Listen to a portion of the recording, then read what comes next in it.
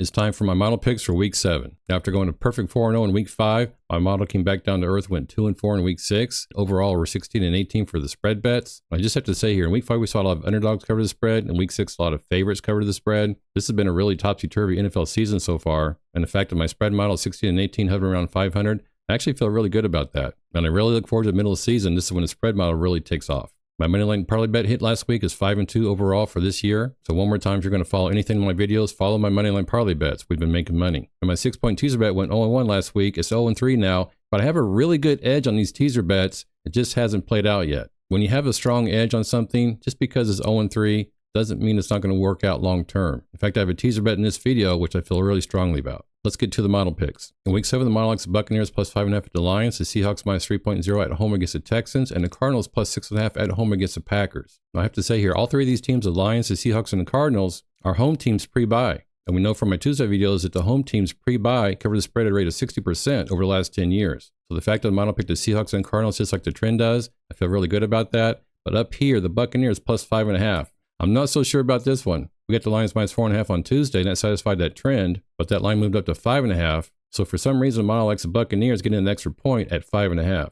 Because I bet the Lions at minus 4.5, I'm not going to make this bet, but we'll definitely keep track of this to see if the model beats out that trend. But we all know Baker Mayfield is really strong. He likes a challenge. And in my opinion, he's playing like an MVP candidate so far this year. But again, I'm not going to make this pick because I already took the Lions at minus 4.5 on Tuesday. Down here at the bottom, the model likes the Commanders minus 1.5 at the Cowboys. I like that pick as well. And finally, the model likes the Colts plus 1.5 at the Chargers. Now, this is going to be a real test for this Colts team. They're really the surprise team so far this year at 5-1. And that one loss was against the Rams at SoFi Stadium. But if you saw that game, you know that there were 2 touchdowns for the Colts that were called back because of one of the players. That player basically made 2 mistakes that called back 2 touchdowns. If that wasn't the case, the Colts had a good chance of beating the Rams. So can they upset the Chargers?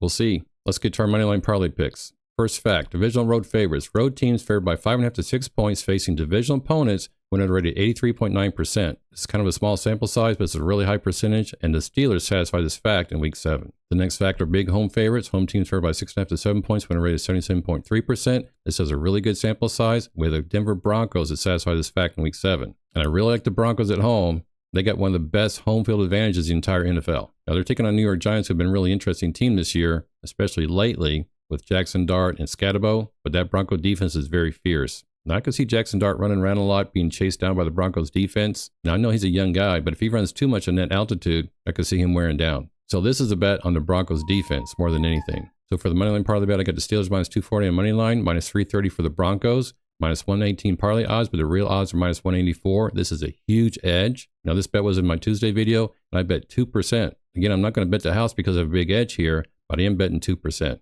So put the Steelers to win and the Broncos win on our first moneyline parlay bet. For the second parlay bet, we have the following fact: big road favorites. Road teams favored by 6.5 to 7 points, win a rate of 77.4%. And for this week in week 7, we have the Packers on the road against the Cardinals and the Patriots on the road against the Titans. And we all know the Titans just fired their head coach. They're kind of in disarray over there in Tennessee. This is also Mike Vrabel revenge spot. I think the Patriots take care of business in Tennessee. So for the moneyline values, I got minus 325 for the Patriots, minus 325 for the Packers. I got the same number for both teams. That's minus 141 parlay odds, but the real odds are minus 150. And there's still a good edge here. It's not quite as big as the first moneyline parlay bet, but I'm going to bet 1% on this bet. So put the Patriots to win and the Packers to win in our second moneyline parlay bet. Let's get to the teaser bet. Teasing small road dogs. This is what I'm talking about. Road teams getting 2 to 2.5 points, cover a plus 6 point spread at a rate of 78.4%. So 145 out of the last 185 games. I don't care if this didn't work out for us last week. At 78.4%, I have to make this bet. In week 7, we have the Dolphins at the Browns and the Falcons at the 49ers. So here's our teaser bet. I got the Dolphins plus 2.5 and the Falcons plus 2.5. Both of these I think were on DraftKings.